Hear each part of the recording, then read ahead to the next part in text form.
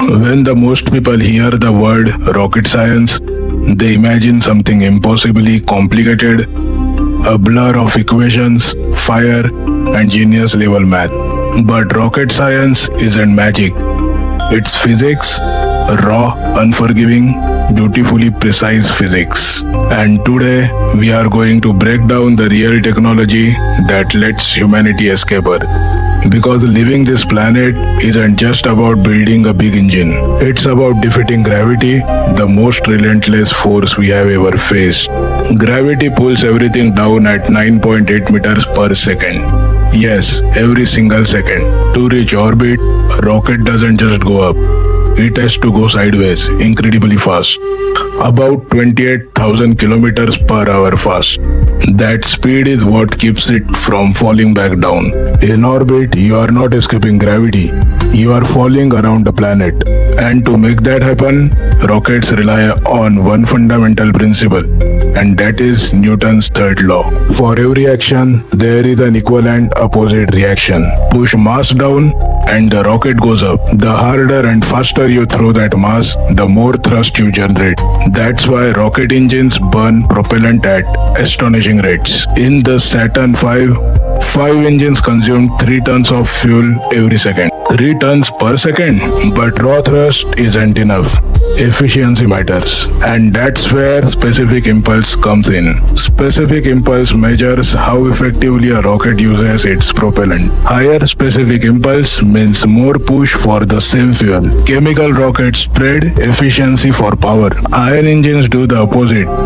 Tiny thrust, but with the extreme efficiency. Over months, that tiny push builds incredible speed. But before any of that works, you need controlled combustion. Inside a rocket engine, fuel and oxidizer mix under extreme pressure. We are talking pressures higher than the bottom of the ocean, temperatures hotter than molten lava, and all of it contained in metal just centimeters thick. That's why regenerative cooling is critical. Inside a rocket engine, combustion doesn't just burn. It detonates in a perfectly controlled storm.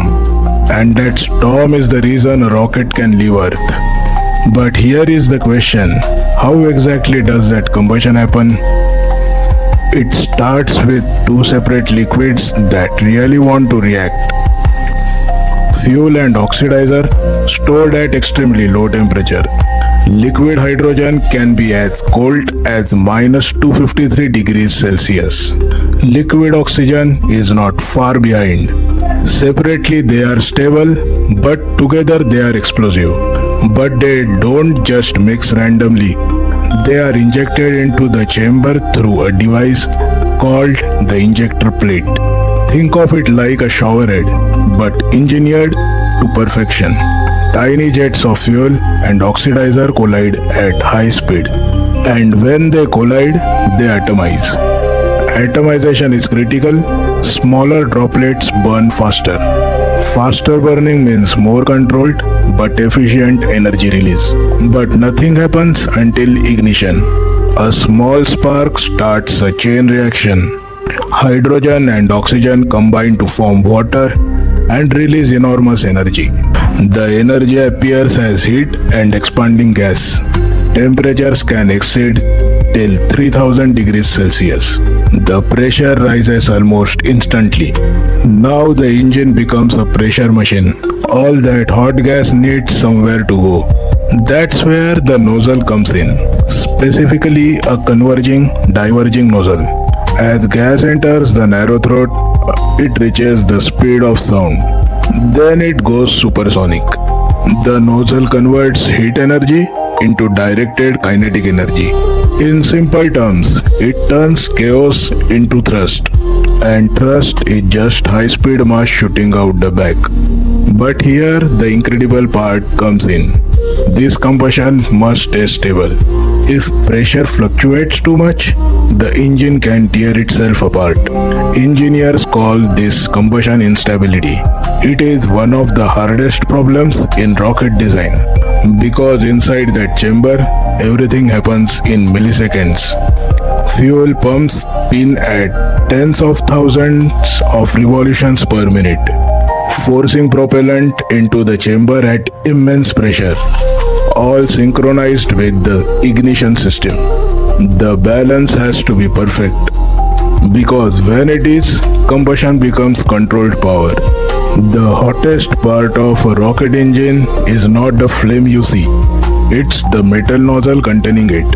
Inside the nozzle, temperatures can exceed 3000 degrees Celsius. It's hot enough to melt steel in seconds. So here is the mystery. Why doesn't the nozzle melt during the launch? The answer is one of the most brilliant tricks in rocket engineering. It is called regenerative cooling, and it starts before combustion even happens.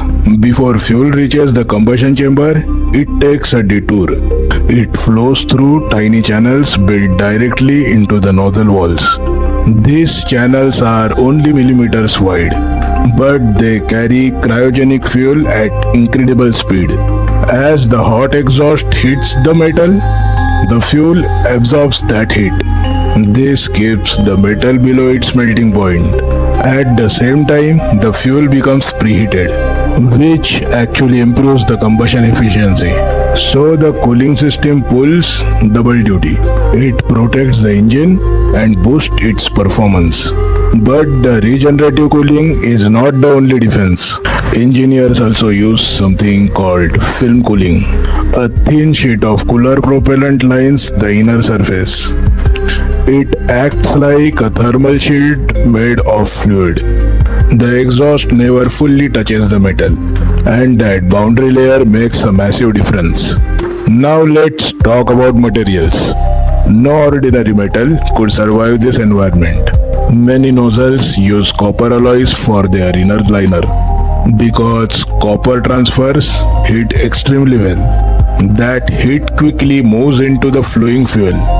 The faster the heat moves, the safer the wall becomes. But flow rate is everything. If the flow rate is too slow, then the wall will overheat. If the flow rate is too fast, and pressure drops where it shouldn't. The main task of the engineers is to balance temperatures and pressures perfectly. Nowadays, the modern rockets rely heavily on computer simulations. Every channel is modeled before metal is ever cut. Even tiny imperfections can create dangerous hotspots. That's why manufacturing precision is critical. Some modern engines even use 3D printing, allowing incredibly complex cooling pathways. Because at full thrust, there is zero margin for error. So when the rocket lifts off, remember it's not only escaping gravity, it's surviving its own fire.